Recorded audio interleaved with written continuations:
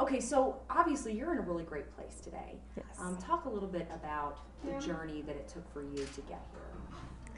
Well, everybody's journey is different, but I have a lot of thank yous, but especially to my family and to my friends and to the community who really supported me and who really loved me and who never treated me any different than anybody else, who just wanted to see me succeed, who wanted the best for me. And because of their love and support, I really have been able to move forward and be happy. I know that one of the things that is a big part of your life now is advocating for missing kids and for kids who have been through similar experiences to you. Do you find that that support isn't always there for a lot of kids that go through things like you did? Well, there are so many children who do go through similar experiences, but because it's such a difficult topic to talk about and it's such a private topic, that there are often a lot of walls that are there, and people just don't ever even know that their child has been abused, or that the little boy across the street is being hurt all the time. And so, unfortunately, no, I don't think that the love and the support is there for every child who experiences something traumatic in their life. Well, obviously for you, I mean, you were very lucky that you had that. Do you feel that that has truly been a huge help in overcoming the obstacles that you faced? Oh, definitely. Having two parents that want to see me succeed and want to see me happy and don't want to make me feel different than anybody else, that has been a huge help. So talk a little bit about your new job, because you're going to be a commentator, right, for ABC News, Good Morning America. Have you been already doing this? Yes. Yes. Talk a little bit about what you've learned, because this is kind of a new venture for you, right? Yes, yeah. It is. Well, there's so much where to begin. I don't even know. Yeah. But well, what have you gotten to cover so far? Well, I've spoken about a couple different things on Good Morning America. I've spoken about the internet crimes against children. Right now, child pornography is the fastest growing crime in America, and there's anywhere between 250,000 to 500,000 people who are trading, that very severe pornographic images are being traded on the internet every year and being created every year. Mm-hmm. And of these cases, of the ones that are investigated, 1 out of every 3, they're able to rescue a child. But less than 2% of these cases are being investigated. And so, the crime rate is just so high. But if we put resources and put effort towards rescuing these children, I mean, we could be saving so many more children. So I've spoken about that. I've spoken about a program called RAD Kids, which stands for Resist Aggression Defensively. It's a child empowerment program that not only teaches children how to physically defend themselves, but how to make a plan for whatever situation they may find themselves in, whether it's bullying at school or parental abuse or abuse from anyone. It really addresses those concerns. I have gone on, and I recently went on and spoke about the young girl who was able to escape from her captor here in Colorado. I was going to ask you about that. Yes. What exactly are the topics that you touched on in terms of that situation? Well, over 80% of children who fight back, who scream, who kick and yell, they are able to escape from their would-be abductors. Yeah. And so it's so important for children to know how to scream and to kick and to yell. But in that moment of when the child is being attacked or being taken, it has to be an instinct. It can't be like a mental thought process you have to go through. It needs to be instinctual. Mm-hmm. But it's also important for parents to teach their children their full addresses, their parents' full names, how to call 911. It's like teaching a child to swim in your living room. If you just put them on the floor, they're never going to learn how to swim. You have to put them into the swimming pool.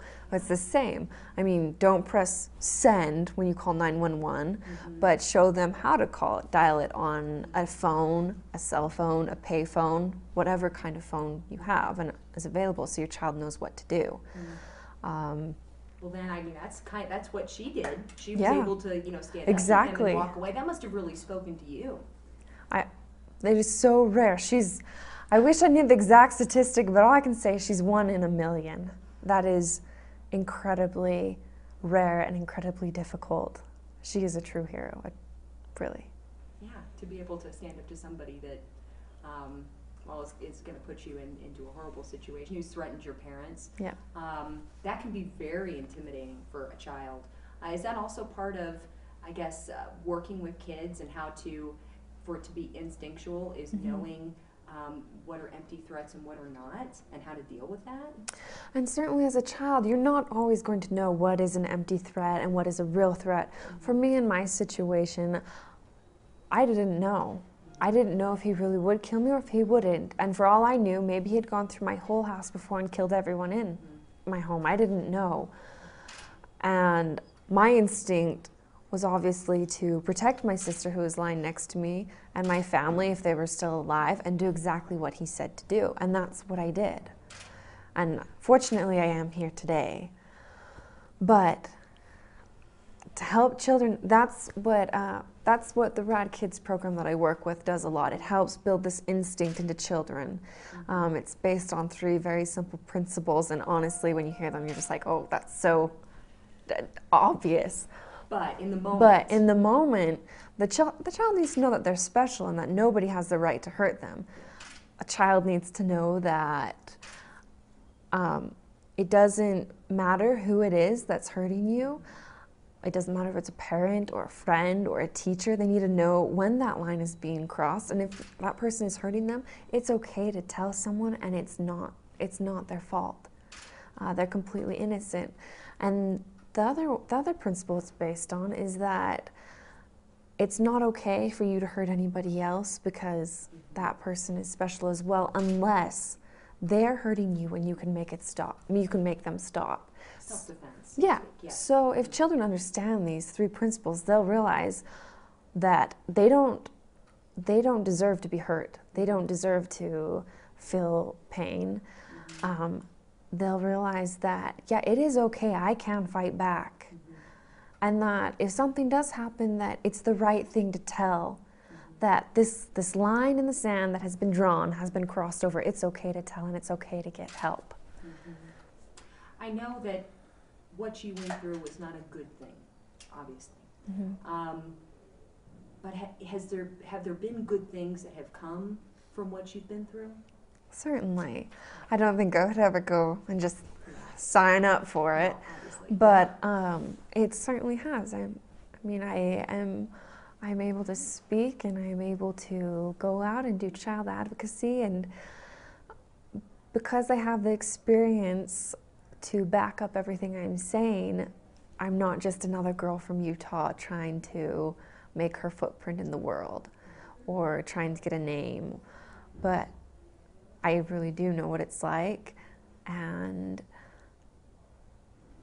nobody else should ever experience that, especially children. Well, there are so many people that have gone through something similar, and they haven't come out on the other side like you have, because you truly have. I mean, you've been able to overcome it. I mean, I know that you mentioned support of family and friends as well, but are there other things that have helped you come out on the other side? My religion has played a huge part in my life. I love music. I have played the harp since I was a little girl, and that's always been very therapeutic for me. If I ever felt like I couldn't say something or I couldn't verbally communicate something, certainly playing the harp, as cliche as it sounds, music is that universal language that you can express yourself in. And so that's always been a big part of me, and just getting away from... Yeah, separating yourself from the situation. Yes. For kids who have gone through something similar and are thinking, maybe they see this interview, maybe they hear what you've been through. and they're thinking to themselves, you know, I can't get over this. What do you say to them? Every person's path to recovery is different, and you cannot compare yourself to anybody else. And what's right for me may not be right for you. But whether it's therapy or counseling or medication or music or sports, whatever it is, find it and don't be afraid to move forward. Don't be afraid to talk about it. Don't be afraid to release what you're feeling and to move on in your life, because you can.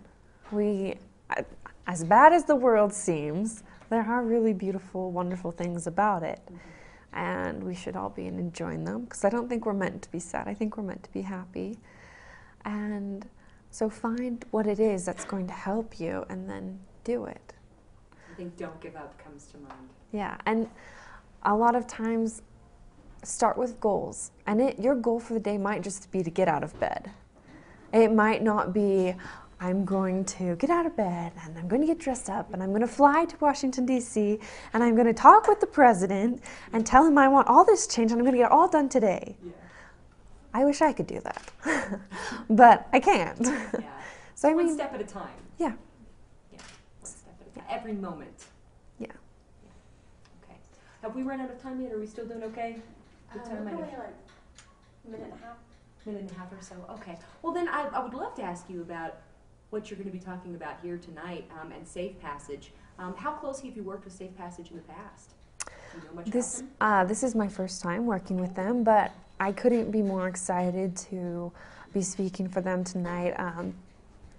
Working with these kinds of groups, they're my favorite, because I feel like I'm speaking to a cause and not just to a group of an audience, a group of people who just want to hear my story, but I'm speaking to people who really can make a difference and who this subject is close to their hearts, and they're trying to help the communities around them. And so I just couldn't be happier.